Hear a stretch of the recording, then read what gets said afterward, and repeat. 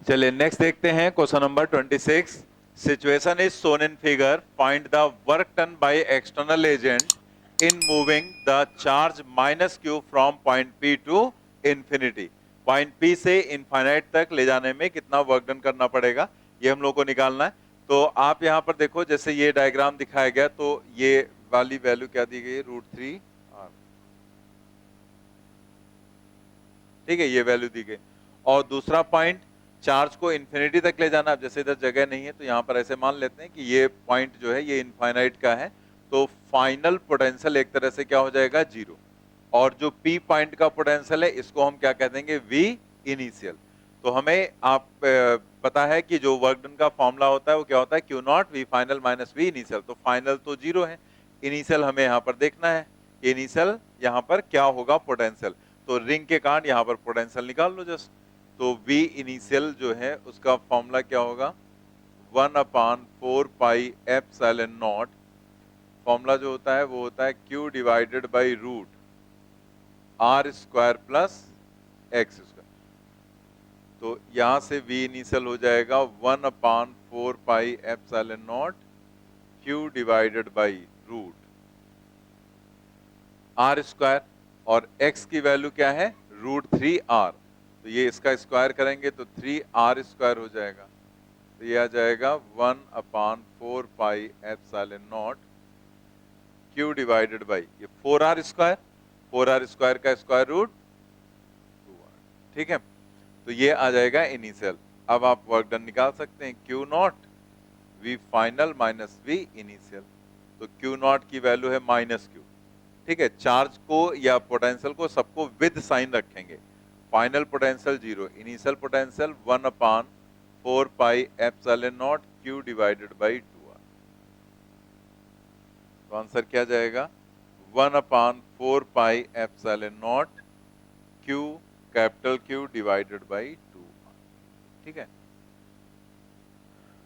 1/4πε0 Q divided by 2r, second option यहाँ पर correct हो जाएगा, ठीक है।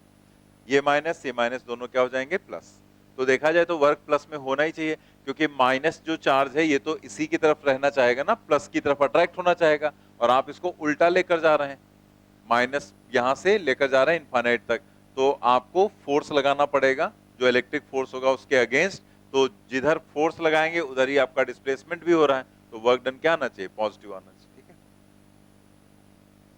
तो देखो इस क्वेश्चन में हम लोग ने यहाँ पर फॉर्मूला लिखा और उसके बाद फिर वैल्यू डाली, लेकिन आपको हम पढ़ाते समय बता रहे थे कि आप यहाँ पर जो ये डिस्टेंस रख रहे हैं √r² प्लस x², ये वाली डिस्टेंस है, यही वाली डिस्टेंस है ना, ठीक है।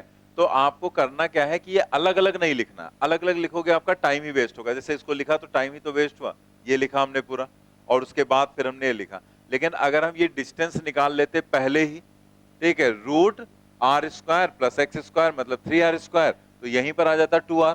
इसको जब हम सॉल्व करते तो कितना आ जाता, 2r आता, आएगा तो वही ना, वही चीज आई थी ना, इसको सॉल्व करने पर 2r, तो 2r आता।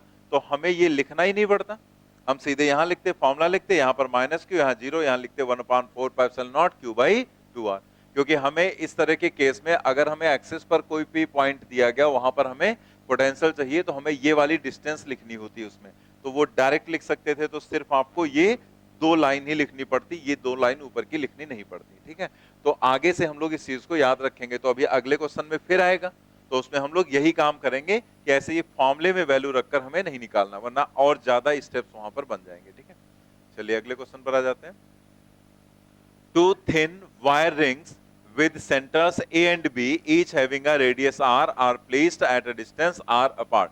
मतलब दोनों की रेडियस भी r है और जो उनके सेंटर के बीच की डिस्टेंस है वो भी r है, apart with their axis coinciding, ठीक है। एक्सिस क्या कर रही है, कोइंसाइड करे, मतलब सेम एक्सिस है दोनों की।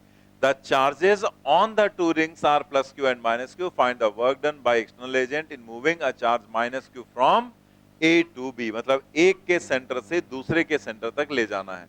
तो आप देखो डायग्राम कैसे बनेगा।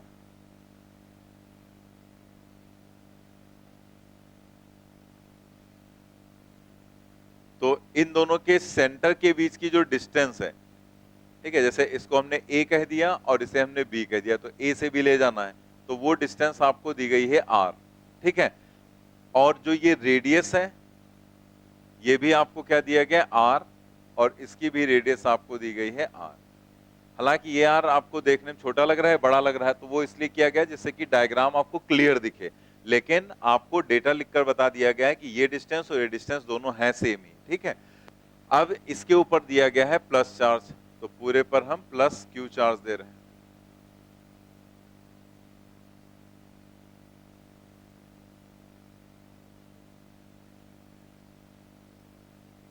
और इस पर हम दे रहे हैं माइनस क्यू चार्ज, ठीक है। और एक स्मॉल क्यू चार्ज को लेकर जाना है, माइनस क्यू चार्ज दिया गया ना, यहां पर हमने रखा माइनस क्यू चार्ज, और उसको लेकर जाना है ए से बी तक, और आपको वर्क निकालना है। तो कॉन्सेप्ट तो वही रहेगा, कॉन्सेप्ट तो नहीं बदलेगा ना, कॉन्सेप्ट वही रहेगा कि work done equal to Q not, तो क्यू नॉट हो गया माइनस क्यू, और V final minus V initial. तो अब ए से बी ले जा रहे हैं, तो फाइनल पोटेंशियल तो ये होगा ना, ये होगा V फाइनल, B का पोटेंशियल, और जो A का पोटेंशियल है वो हो जाएगा V इनिशियल। तो यहाँ का जो A का पोटेंशियल है वो हो जाएगा V इनिशियल, ठीक। तो अब हमें ये दोनों पोटेंशियल निकालने हैं, तो हम लोग इसे अलग अलग निकाल लेते हैं पहले, क्योंकि इसमें दो दो चीजें आ गई हैं। तो जैसे V इनिशियल आप निकालेंगे, तो इनिशियल पोटेंशियल, जैसे मान लिया यहाँ पर आपको दे दिया जाए एक चार्ज यहाँ रखा गया, एक चार्ज यहाँ रखा गया, एक कोई प्लस क्यू है, दूसरा माइनस क्यू है, या माइनस Q1 Q2 कुछ भी कर दिया है, यहाँ पर Q1 है और Q2 है, ठीक है। तो अगर आपसे कहा जाए इस पॉइंट P पॉइंट पर पोटेंशियल बताओ क्या होगा, तो P पॉइंट पर जो पोटेंशियल होगा वो क्या सिर्फ Q1 की वजह से होगा, या Q2 की वजह से, या दोनों की वजह से? दोनों की वजह से होगा। भाई ये भी अपना पोटेंशियल जनरेट करेगा और ये भी जनरेट करेगा, तो दोनों का ऐड करके आपको लिखना होगा। तो वही चीज यहां है कि अगर हम ए पॉइंट पर देखें तो इनिशियल पोटेंशियल यहां का अगर हमें निकालना है तो इस प्लस क्यू चार्ज के कारण भी होगा और माइनस क्यू चार्ज के कारण भी होगा। तो प्लस क्यू चार्ज के कारण उसके सेंटर पर जो पोटेंशियल है वो हमें लिखना है, और वो क्या हो जाएगा 1/4 pi epsilon not Q divided by R, ये डिस्टेंस ही तो लिखते हैं। और माइनस की वजह से अगर आप देखें तो यहां पर चूंकि इसके लिए अगर आप देखेंगे तो ये एक्सिस पर पॉइंट पड़ रहा है, तो जब हम एक्सिस पर देखते हैं तो जैसे भी पीछे आपको बताया गया था ना कि अगर हम एक्सिस के किसी पॉइंट पर देखते हैं तो हमें ये वाली डिस्टेंस की जरूरत पड़ती है, तो हम उसी डिस्टेंस को यहां पर लेंगे। तो यहां पर अगर हम देखेंगे तो ये वाली डिस्टेंस हमें लेनी पड़ेगी, और ये डिस्टेंस अगर r है, ये r है, तो ये कितना होगा पाइथागोरस थ्योरम से सीधे r√2, ठीक है। तो इसका मतलब इसमें हमें जोड़ना पड़ेगा माइनस, तो माइनस क्यू की वजह से मतलब हम ऐड तो करेंगे लेकिन माइनस का चार्ज होता है माइनस में, सॉरी माइनस का पोटेंशियल होता है माइनस में, तो हम लोग यहाँ पर क्या लिखेंगे माइनस, मतलब ऐड करेंगे बट उसका माइनस क्यू आ जाएगा ना, तो यहाँ पर पोटेंशियल माइनस चार्ज की वजह से माइनस में पोटेंशियल रहेगा, तो हम लिखेंगे 1/4 pi epsilon not Q, minus Q है तो माइनस हमने यहाँ लगा दिया, और डिवाइडेड बाई ये वाली डिस्टेंस कितनी r√, ठीक है। ऐसे ही अगर हम V फाइनल देखें तो V फाइनल अगर आप देखो तो यहां का पोटेंशियल हमें निकालना है, तो इस चार्ज की वजह से जो पोटेंशियल होगा वो माइनस में होगा, तो माइनस 1/4 पाई एप्सिलॉन नॉट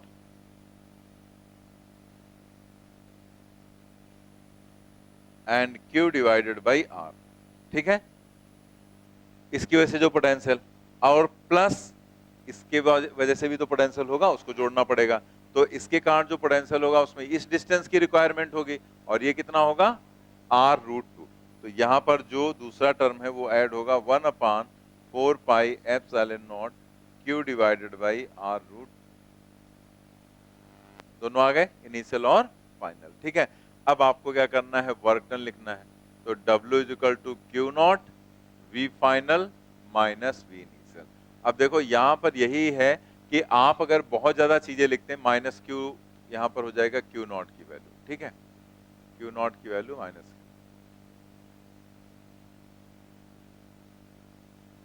तो अगर आप बहुत ज्यादा चीजें लिखेंगे तो आपका टाइम ज्यादा जाएगा, तो हम देखो शॉर्ट में लिखना तुम्हें बता चुके हैं पहले, तो हम यहाँ शॉर्ट में ही लिखेंगे। तो आपको अगर कोई प्रॉब्लम है तो इसमें आगे तो मैथमेटिक्स है ना, अब फिजिक्स तो खत्म हो गया ना, फिजिक्स का फॉर्मूला खत्म हो गया, फिजिक्स में जो बताना था बता दिया, अब आगे क्या है मैथमेटिक्स, ये कैलकुलेशन ही तो है। तो अगर आपको कुछ नहीं सीधे समझ में आ रहा है कि हम सॉर्ट कर सकते हैं, तो आप क्या करोगे, फाइनल की वैल्यू डालोगे, इनिशियल की वैल्यू डालोगे, सॉल्व कर लोगे, आंसर आ जाएगा आपका, यही तो करना है, तो आप कर सकते हैं। लेकिन आप कोशिश ये करेंगे कि आप कम से कम चीजें लिखें, तो कम से कम में लिखने का मतलब है कि हमें फाइनल और इनिशियल लिखना है, तो जब हम लिखेंगे तो उसमें जितना कॉमन होगा वो तो बाहर ही आएगा ना, तो हम वो काम पहले भी तो कर सकते हैं। तो अगर आप देखो तो इसमें 1/4 क्यू बाई आर, इसमें भी क्यू बाई आर, इसमें भी क्यू बाई, सब में है। तो हम क्यों बार बार उसको 4 बार लिखो, और चाहे हम एक बार उसको सीधे लिख दें बाहर, क्योंकि वो लिखने पर कॉमन ही आएगा। तो हमने क्या किया, 1/4 क्यू बाई आर तो लिख दिया बाहर। अब हमें फाइनल लिखना है, लेकिन जो बचा है वही लिखेंगे, क्योंकि जो 1/4 क्यू बाई आर है वो तो हमने लिख दिया। अब फाइनल में क्या बचेगा, माइनस, यहां पर 1 पूरा ही निकल आया, तो -1, यानी कि यहां पर बचा -1। दूसरा टर्म बचा +1/√2, तो हमने लिखा +1/√2, क्योंकि हमने इतना टर्म सब में से कॉमन निकाल के पहले रख लिया। फिर हम लिखेंगे हम माइनस। अब ये ध्यान रखना कि हम माइनस लगा रहे हैं तो आगे जो भी लिखेंगे उसके साइन चेंज होंगे। तो अब यहां देखो, जब हम इनिशियल लिखेंगे तो 1/4 क्यू बाई आर तो बाहर लिख, तो ये 1 आएगा ना, तो हो जाएगा -1, यानी कि ये माइनस तो पहले लिख दिया था हमने, तो यहाँ क्या लिख दिया 1। और फिर आगे वाला जो लिखेंगे उसका साइन चेंज करके, तो आगे माइनस आ रहा है तो क्या हो जाएगा, +1/√2, तो यहाँ हो जाएगा +1/√2। ये कोई कॉम्प्लिकेटेड चीज हमने नहीं बताई, ये बस हमने आपको शॉर्ट में लिखने का तरीका बता दिया। बाकी अगर आपको प्रॉब्लम है तो ये सब चीजें सीखने का तरीका यही होता है कि पहले आप एक बार पूरा लिखो, सारी चीजें लिख डालो, फिर उसके बाद जब ये आएगा फाइनली, तब आपके दिमाग में खुद ही आएगा कि यार हम फालतू में इतना लिख रहे थे, जो कॉमन आ रहा था उसको पहले लिख सकते थे, बाकी जो बचा उसको हमें लिख लेना चाहिए था। तो यहां से आ जाएगा -1/4πε0 q, capital q divided by r, और ये हो जाएगा -2 एंड प्लस ये हो जाएगा 2/√, ये हो गया ना। ये माइनस अंदर मल्टीप्लाई कर दो, तो ये आ जाएगा 1/4πε0 q divided by r, minus multiply करेंगे 2, और ये हो जाएगा माइनस, और यहां आ जाएगा, ठीक है, 1/4πε0 क्यू बाई आर, तो 1/4 यानी कि क्यू/4πε0 आर, और ब्रैकेट में 2 - √2, तो 2 - √2 कौन सा आएगा, 4πε0 आर लिखा ना, उसमें 2 लिखा हुआ है, तो ये वाला आंसर आ जाएगा।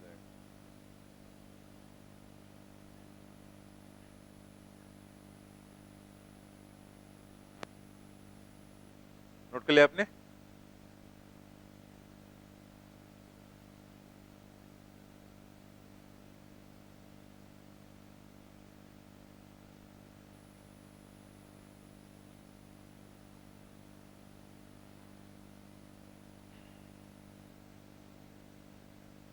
नोट कर लिया।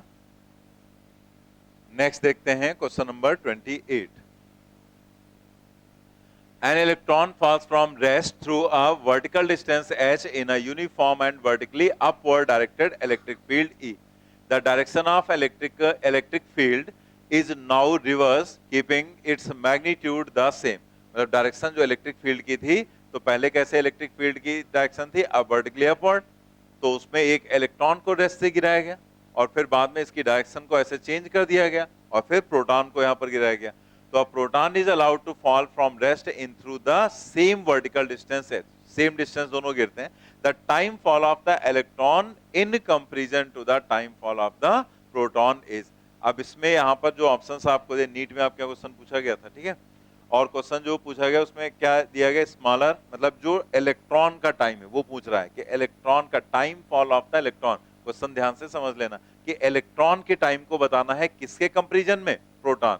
तो इलेक्ट्रॉन का जो टाइम होगा प्रोटॉन से कम होगा, ज्यादा होगा, 5 टाइम्स ग्रेटर या 10 टाइम्स ग्रेटर या फिर इक्वल, ठीक है। तो आप यहां पर जैसे ये जो भी क्वेश्चन है इसको हम बिना किसी बहुत कैलकुलेशन के सीधे कर सकते हैं, बिना कुछ सॉल्व किए डायरेक्ट हम बता सकते हैं इसका आंसर क्या होगा।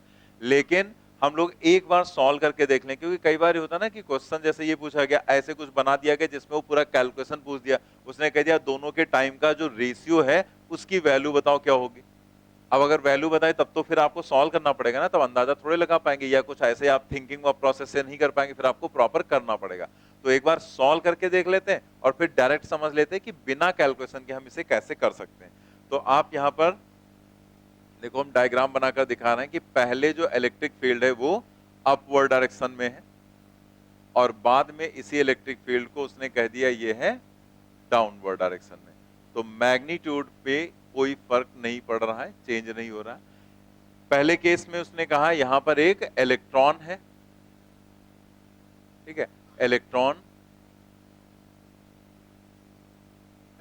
ठीक है, और इलेक्ट्रॉन पर जो चार्ज होता है वो होता है माइनस ई। तो माइनस ई के बराबर चार्ज है और ये यहां से गिरना स्टार्ट करता है और ये आता है यहां पर h डिस्टेंस तक, ठीक है। और यहां पर जो इनिशियल वेलोसिटी रेस्ट से, तो u इज इक्वल टू क्या हो गया, 0। दूसरे केस में यहां पर क्या है, प्रोटॉन। तो प्रोटॉन जो है उस पर पॉजिटिव चार्ज होता है, प्रोटॉन, उस पर प्लस ई चार्ज रहेगा और वो भी रेस्ट से गिरना स्टार्ट करेगा यहां पर।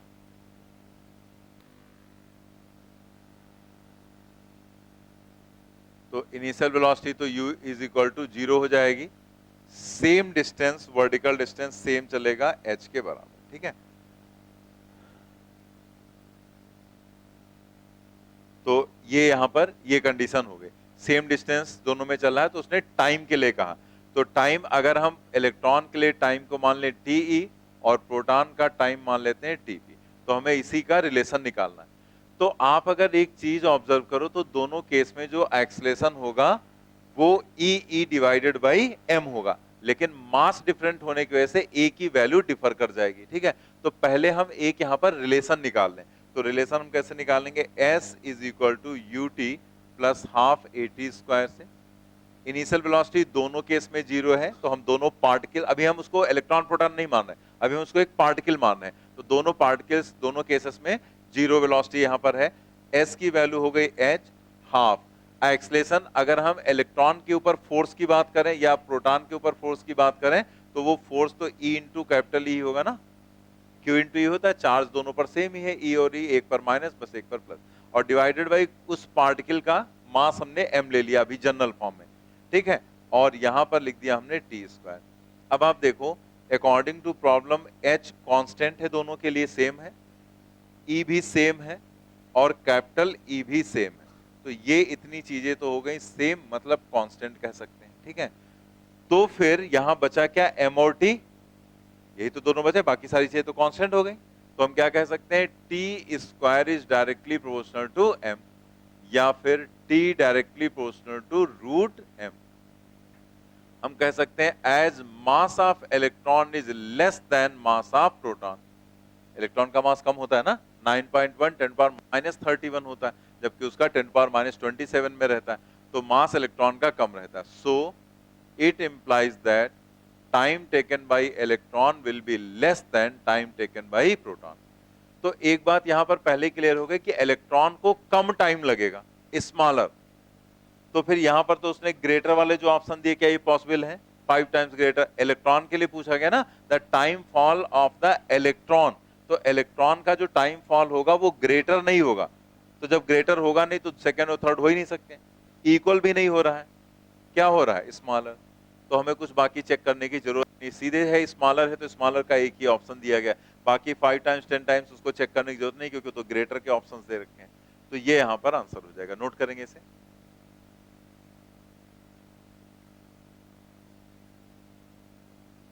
नोट कर लिया इतना।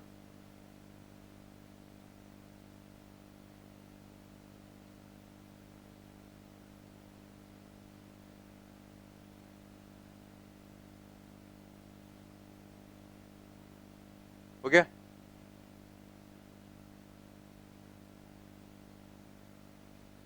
ठीक है, तो ये इंप्लाई कर रहा है फर्स्ट ऑप्शन को।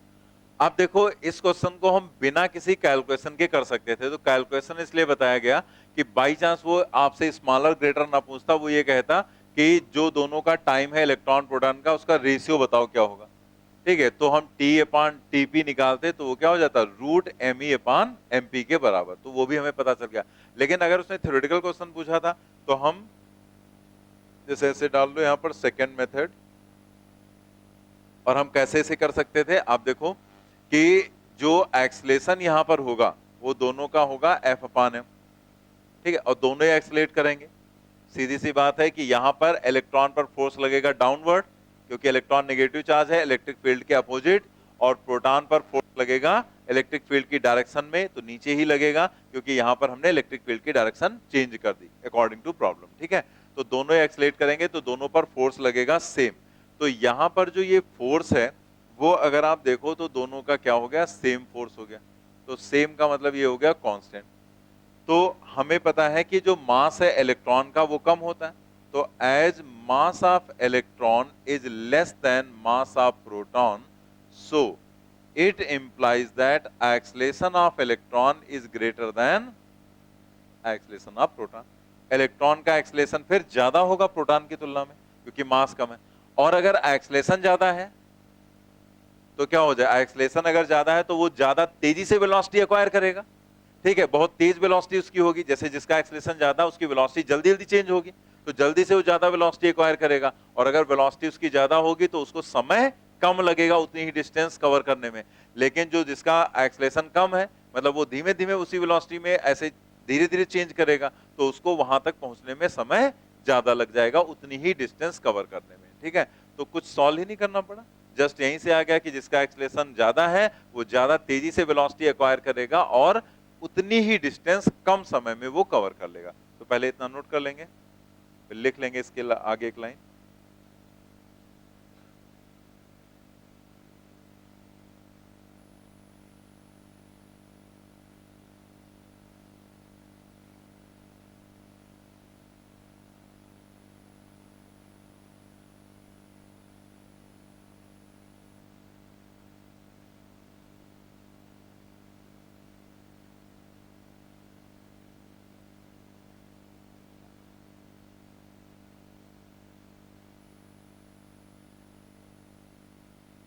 Therefore, electron will acquire same distance in less time. ठीक है, सेम डिस्टेंस कम समय में इलेक्ट्रॉन अक्वायर कर लेगा। तो अगेन ये भी क्या इंप्लाई कर रहा है, फर्स्ट ऑफ